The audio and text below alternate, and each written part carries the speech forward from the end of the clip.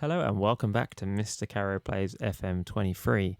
In this video, we're going to talk about why it is fun to manage outside of England, or outside the top six leagues, I should say, to be more specific. Now, I've chosen this particular save to manage in Bulgaria. Now, I chose this simply because it's something different. It's very easy for us to choose what we know, to choose the English league, the French league, the Spanish league, because we know that league. We know the standard of that league. We know that we can get better players.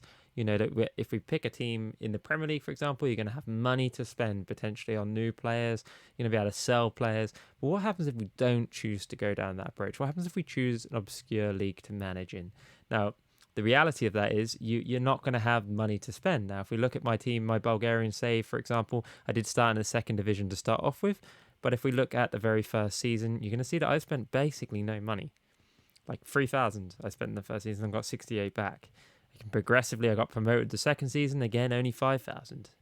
Third season, didn't spend anything. Fourth season, didn't spend anything. Fifth season, spent 1.2 million because I got into Europe and I started to progress and we started to make money and we're building up. This season, 1.1 million. So you can see it's a progression. We got 2.3 million back in. And if we look at the table, and we can see that actually the Bulgarian league, for example, when it loads, is a decent sized league. Now, for me, I hate leagues with only 8 teams in. I've never managed in Switzerland because it's a very small league and it doesn't appeal to me. Some divisions, the Dutch league would be one of these, although it might come in the top 7 or 8 team leagues, so perhaps it wouldn't be one that you'd be looking to if you wanted to do something different. But certainly in the Bulgarian league, there's 16 teams in that league. Now, I'm using this league as an example, but there are lots of leagues like this. You've got Kazakhstan, you've got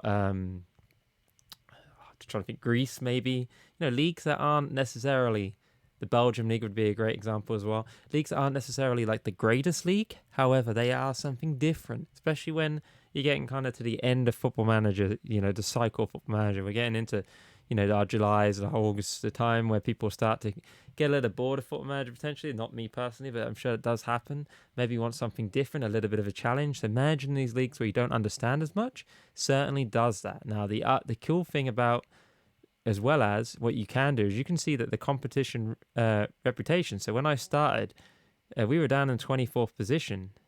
Now we're up to 17th in the competition reputation. We're just under the Scottish Premier League. We're just under the Danish League.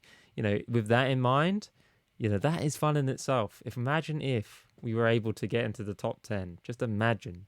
Now, obviously, you need a lot to do that, and that's complicated thing to achieve, but imagine if we're able to do that. And that's, like I say, that's, for me, that's a challenge in itself. Now, in order to do that, we have to bulk out teams in our league, we have to help teams sign players, etc. We have to be active in that. But imagine if we managed to do that.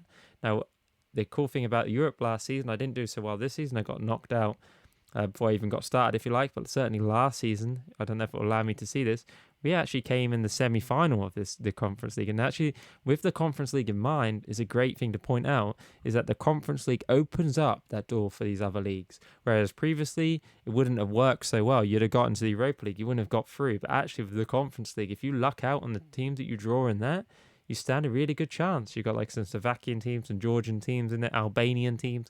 Like if you're getting to play those teams, you could do well and get through. And if we look back at the previous season, you can see that actually my team came in seventh in the Conference League. And then actually there was 2 teams from Bulgaria in there. There was 2 teams from Bulgaria that qualified really well in the Conference League.